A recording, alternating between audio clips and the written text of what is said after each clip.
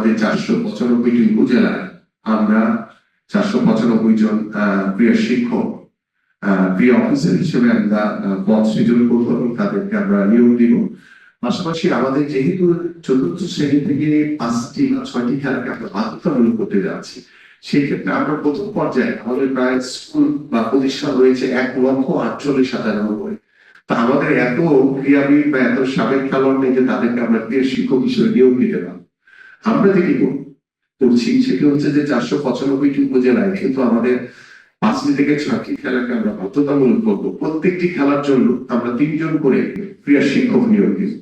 এর ক্ষেত্রে হবে কি, যেমন আমি যখন প্লেয়ার ছিলাম আমি দেখেছি যে আমাদের সাথে অনেক খেলোয়াড়রাই তারা খেলা ছেড়ে দেওয়ার পরে হতাশাগ্রস্ত হয়ে গেছে। তারা হয়তো কেউ বাড়িতে গিয়ে দোকান দিয়েছে, কেউ হয়তো বিদেশে চলে গেছে, তাদের সেই আর্থিক সচ্ছলতা তারা পায়। আমরা এই জায়গাটাকে যেটি চিন্তা করেছি, আমাদের মাননীয় প্রধানমন্ত্রী চিন্তা করেছেন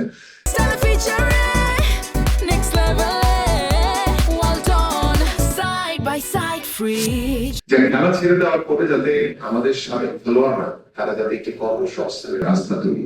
আমরা সেই খেলোয়াড়দেরকে অগ্রাধিকার ভিত্তিতে আমরা সেই ক্রীড়া শিক্ষক হিসেবে বিভিন্ন প্রতিষ্ঠান আমরা নিয়োগ দিই। এইভাবে আমাদের কর্ম পরিকল্পনা রয়েছে। পাশাপাশি আমাদের স্পোর্টস ইন্ডাস্ট্রি করার পরিকল্পনা রয়েছে। যদি এই বেসরকারিভাবে আমরা করতে আসছি, আমাদের যারা বিভিন্ন উদ্যোক্তারা রয়েছেন তাদের কাছে আমরা সেই অর্থ করবো যে আমাদের পার্শ্ববর্তী দেশ পাকিস্তান শিয়ালকোটের কথা আপনারা অনেকেই জেনেছেন যে শিয়ালকোটের ফুটবল দিয়ে কিন্তু বিশ্বকাপ ফুটবল খেলা হয়। শিয়ালকোটের সেই ক্রিকেট ব্যাট দিয়ে কিন্তু বিশ্বকাপ ক্রিকেট খেলা হয়। বিভিন্ন স্পোর্টস গুডস যদি পাকিস্তানের সেই শিয়ালকোটে তৈরি হয়, আমরা কেন পাবো না? আমরা যদি আমাদের দেশের চাহিদা যদি পূরণ করে আমরা যদি বিদেশে যদি রপ্তানি করতে পারি সেই আন্তর্জাতিক মানের, এবং আমরা স্পোর্টস ডিপ্লোমেসির মাধ্যমে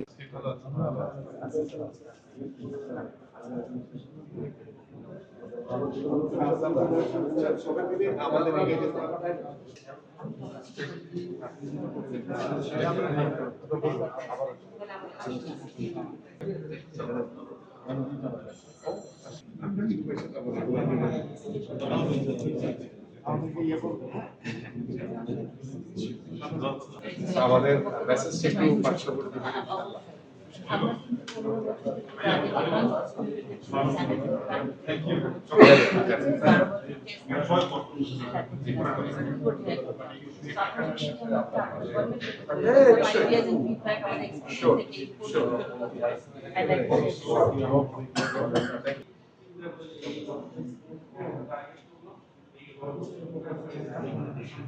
For more updates, subscribe to our YouTube channel and click on the bell icon. Follow us on Facebook and Instagram. Download T-Sports app to enjoy exciting games and highlights.